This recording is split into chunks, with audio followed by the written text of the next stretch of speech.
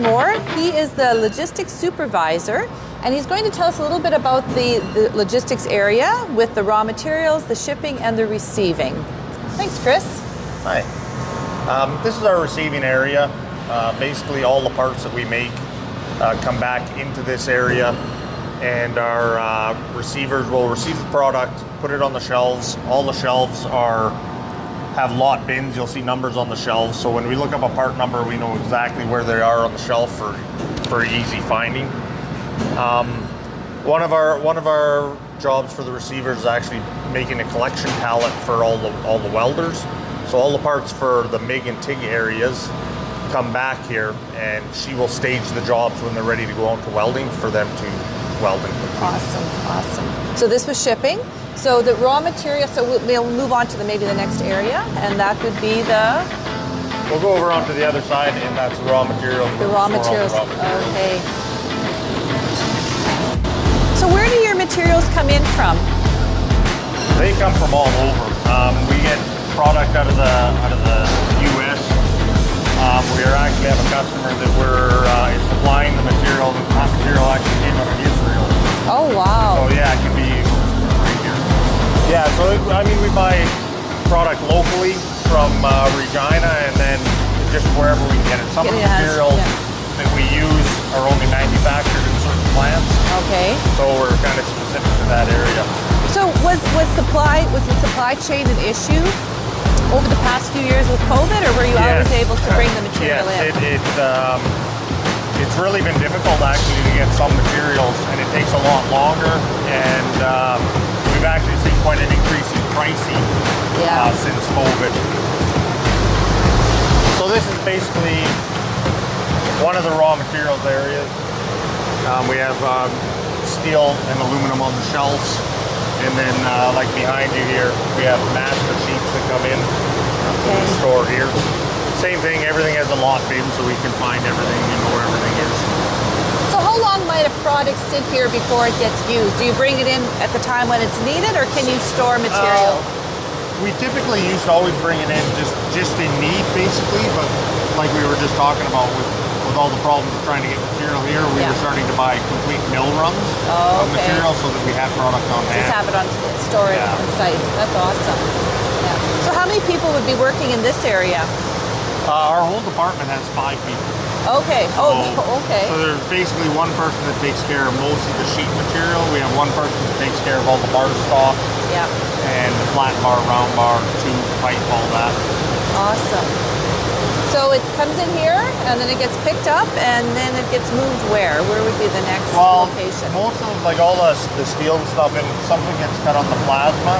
Yeah. The bulk of it goes to the 2 laser machines, which are over here.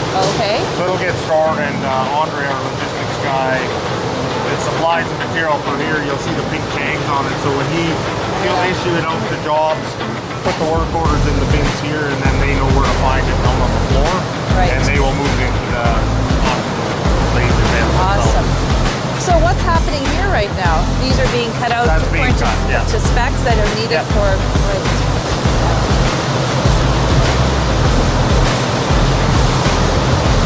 Awesome.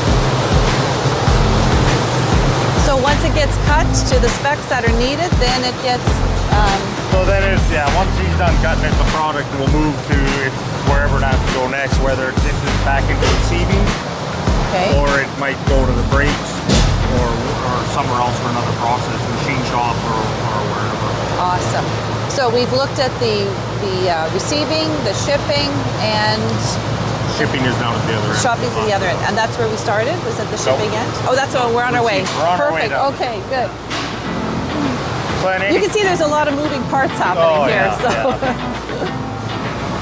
So now, the shipping area, it can be completed parts that are shipping. There's some processes that we can't do in-house, so we might ship it to an outside vendor for them to process.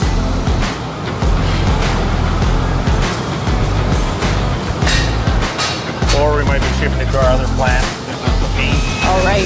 The assembly area. Yeah.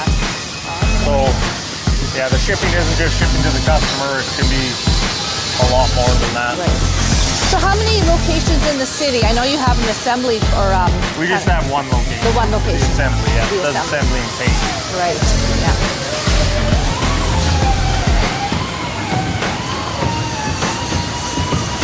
This is a huge building. There's like I said, so many moving parts that go on here.